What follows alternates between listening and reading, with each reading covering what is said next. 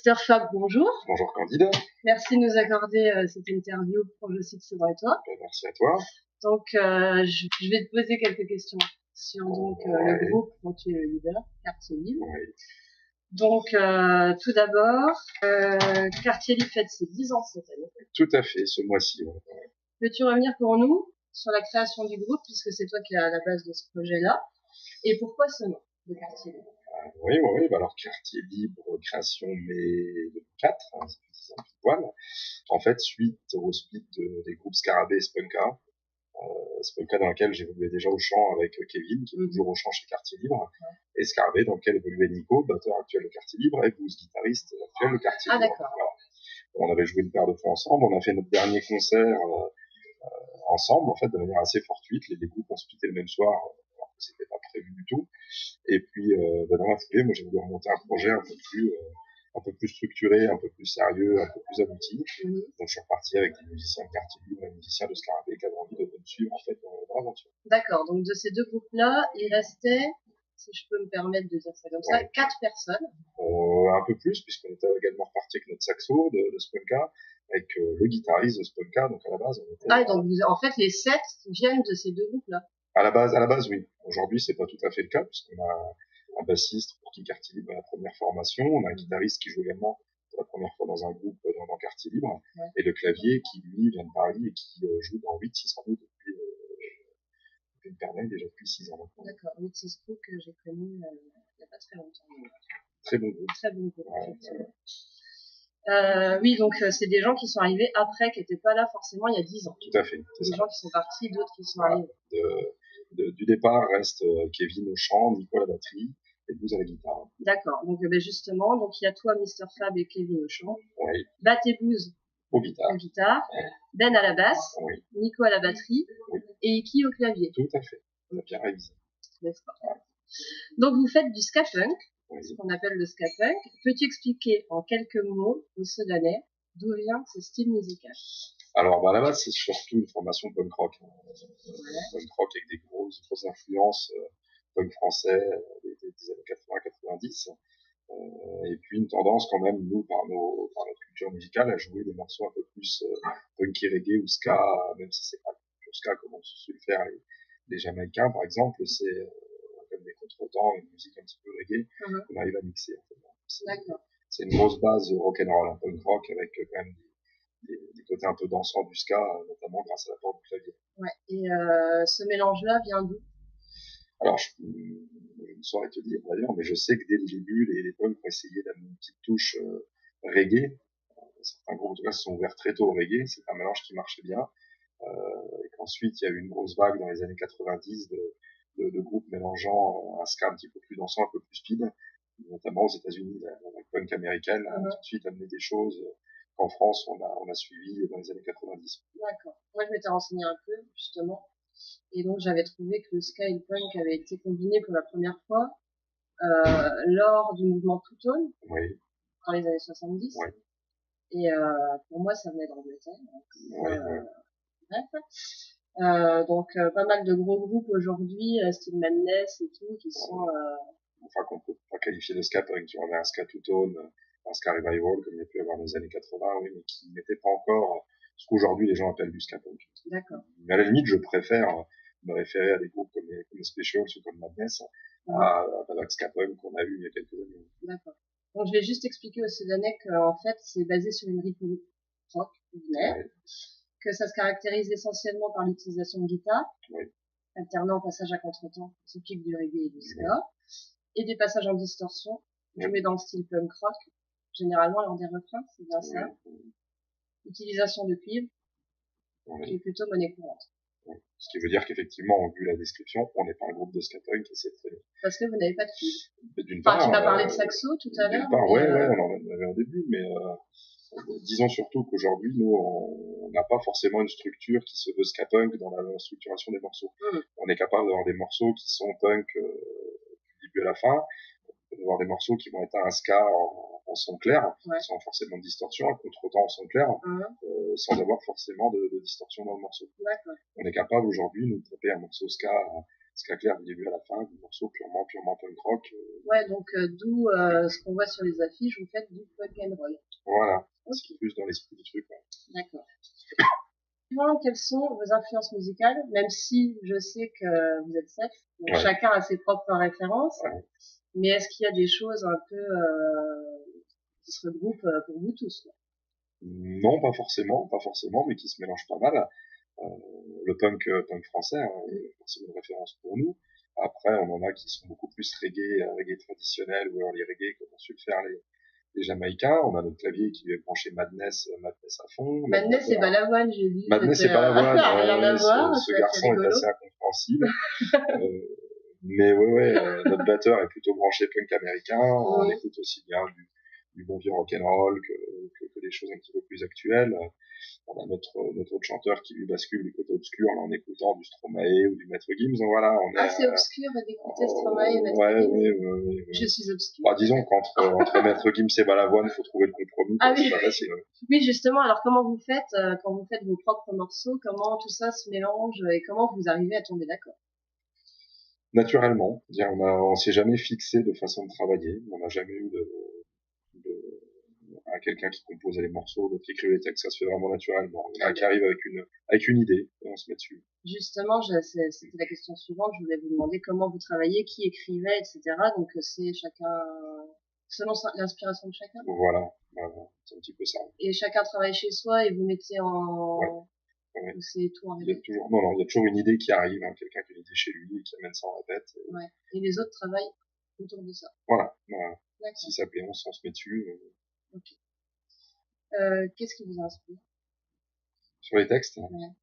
Pas grand chose en ce moment. On a tout ce qui nous, ça va pas être original, mais tout ce qui nous arrive au quotidien, les faits de société, je veux dire, on a des choses aussi qui sont un peu plus liées à nos expériences personnelles et des choses plus perso, mais de manière générale, tout ce qui peut nous arriver. On essaye d'avoir aussi bien des textes un peu festifs, un peu légers, que des textes qui amènent les gens à réfléchir un petit peu. On veut pas se borner à dire des choses trop sérieuses aux gens, parce qu'on doit avoir un côté divertissant. Et on peut pas non plus faire des choses trop festives. Il faut que les gens aient aussi une réaction par rapport au texte. Ouais. Alors du coup, je vais venir sur votre passion et puisque tu me parles du côté festif, vos passions communes, rigoler, s'amuser, boire des bières, occasionnellement du whisky, faire des concerts loin, pour rencontrer des gens qui aiment, rigoler, s'amuser, boire des bières. Comme quoi, il faut réfléchir à ce qu'on écrit sur Internet. Non, ça avait été écrit sur une de nos pages. Mais je l'ai repris parce que j'ai trouvé ça assez rigolo. Oui, voilà, ça montre vraiment le côté pote. On fait ça, nous, on se prend un minimum au sérieux parce qu'il faut être un minimum sérieux pour avancer. Mais à la base, on fait ça pour s'amuser, pour s'éclater. Je demandais tout à l'heure l'origine du nom Quartier Libre. À la base, c'est ça. C'est tout le monde a un boulot, une famille, on a tous des semaines comme tout le monde. Et le week-end, c'est vraiment notre quartier libre. C'est le moment où on prend du temps pour s'évader un petit peu, parce que c'est du bonheur d'aller aux quatre coins de la France ou de l'Europe pour partager notre passion. Et voilà, je pense que ça résume parfaitement on veut s'amuser.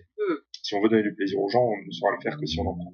C'est ça. Vous faites parfois des concerts de soutien à des associations. Notamment l'association Une Pirogue ou Ambanja. Voilà. Est-ce que c'est un véritable engagement de votre part ou est-ce que c'est un concert comme un autre et entre guillemets, désolé d'être aussi direct, se produire pour se produire? Non, du tout. Quand on le fait vraiment pour des choses qui nous tiennent à cœur. On en a fait d'autres en France pour d'autres associations. Pour revenir sur celle-ci particulièrement, Isabelle et Sam et Amélie qui sont à la tête de cette association, on les croisait, on les connaît depuis des années, on se croisait régulièrement, donc ça s'est fait naturellement.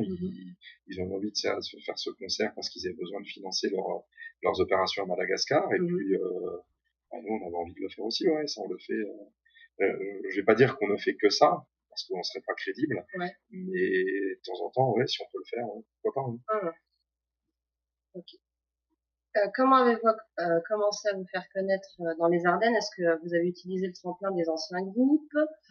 les gens vous connaissaient déjà un peu, et au-delà, puisque vous vous déplacez aussi à l'étranger, la Suisse, la Suède, la Russie, j'ai vu. Oui. Donc comment vous avez démarré comme ça à vous faire connaître chez nous? Alors chez nous dans les Ardennes, oui, c'est chez toi, c'est chez moi.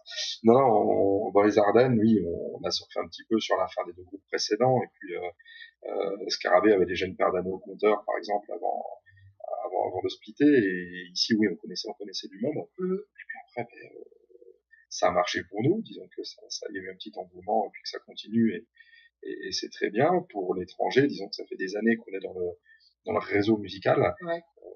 Puisque j'ai commencé l'organisation de concerts, on était en 96, on va dire que ça fait 20 ans, et on a toujours essayé d'activer ce réseau, de faire jouer des groupes étrangers, de se rencontrer, et ça a bien marché, puisqu'on a joué à l'étranger. Ensuite, c'est un label allemand qui a proposé de sortir notre 2e album. Ah, ça s'est fait vraiment, voilà, parce qu'on connaissait des gens qui l'ont fait peut-être au début par sympathie, puis ensuite on a vu que ça valait certainement le coup de nous faire jouer, et puis nous on a toujours cette envie d'aller toujours plus loin. Et donc vous avez sorti 2 albums jusqu'à aujourd'hui? 3, puisqu'il y a eu 2 albums studio et un album live. Ah oui, exact. Et on peut avoir les titres des albums si les gens... Oui, donc le premier s'appelait L'espoir fait vivre, sorti chez Yéna Records en 2006. S'en est suivi 69, 77, 84 sur un label allemand, 3 ans plus tard. Et puis le live qui s'appelle Lightspeed and Kalark, qui est sorti chez Rance Records, un label ardennais. Un label Sedanais, famille Tortue, figure punk locale, qui a monté son label et qui fait ça de main de maître, et qui est de plus en plus demandé d'ailleurs. Lui qui était demandeur au début devient demandé parce qu'il fait un boulot super. Ok. Quels sont vos projets dans un futur proche, si tu as envie d'en parler? Oui, futur proche, très proche.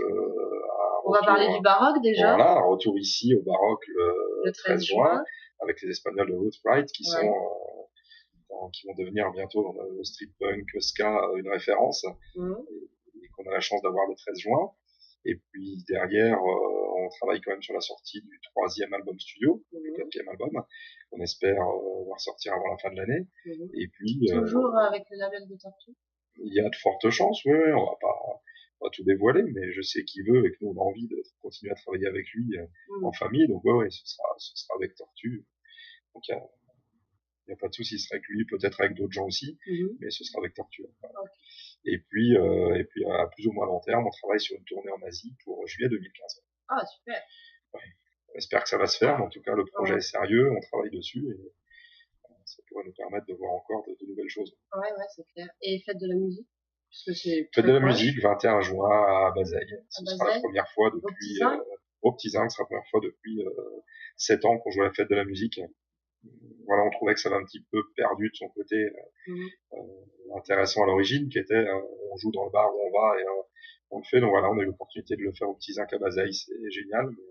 Mais en général, on n'était pas friand de jouer à la Fête de la musique dans d'autres lieux, ou alors, je veux dire, ce serait ici au baroque ou dans des lieux où on va, mais aller jouer à la Fête de la musique dans un endroit qu'on connaît pas, non. L'idée, c'est on vient, on joue, ça doit rester, garder ce côté vraiment à l'origine. D'accord.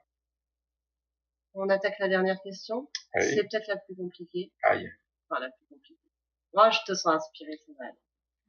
Tu te prêtes au jeu de l'interview pour Je suis dans les toits. Qu'est-ce que tu as envie de dire aux Sedanais pour leur donner envie de venir voir vos prochains concerts et notamment celui du 13 juin ici au baroque? Alors, pour venir nous voir, nous, Quartier Libre, j'ai envie de dire aux gens de Je suis de Sedan et toi, c'est l'occasion de passer un bon moment.